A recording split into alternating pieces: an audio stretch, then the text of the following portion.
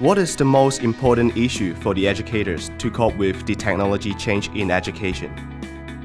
The technology itself is not really the issue. There's a lot of technology available today. A lot of it has to do with content and engagement. So teaching methods are really important.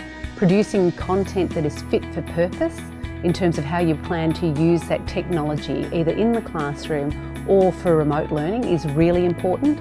And then I think the engagement piece in terms of getting students involved in their own education journey is also important, because really, who is more engaged with tech these days? The student or the teacher, or both?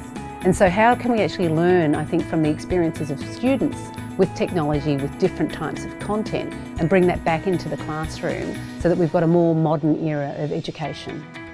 How do education projects of innovation or breakthroughs become more sustainable? So, in terms of sustainability of change in education, if we think about innovations are very closely related to the idea of being able to collaborate. Collaboration is very closely related to trust.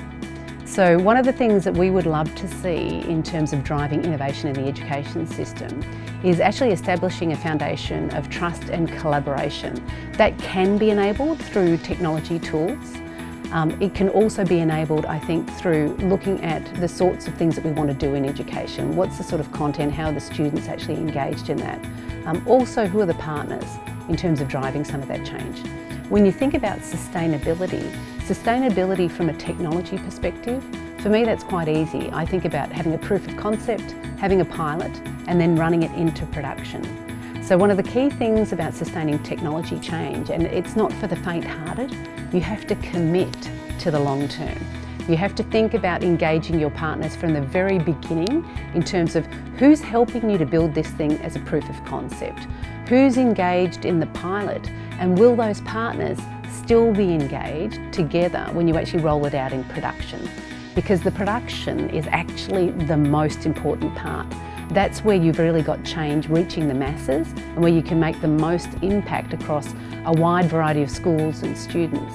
The last thing that you then need to do is look at an effective implementation review. We would call that a PIR, a project implementation review. And that's an honest sitting down between the parties to say, what worked well? What did we learn? What's terrific that we want to keep? What do we need to change? And how do we basically start on this journey of technology innovation again? So that's really how I'd think about sustainability in education and technology implementation. Can you tell us more about the commitment of Google in education in Hong Kong? So Google, is a company that's been around for more than 21 years. We've got a very long history in education. Right from the very beginning, we were very concerned about making the world's information available, useful, usable, accessible. That's kind of the heart of our mission. So education's at the core of everything that we do, every strategy that we have. What we want to do locally in Hong Kong is engage teachers in that journey, and we've got a fantastic Google Educators group. It's more than 1,000 educators here in Hong Kong. That's actually a community of peer-based learning and support. So the Google Educators actually get together on a frequent basis. They run their own training sessions. They hold basically get-togethers like a meet-up to talk about issues in education.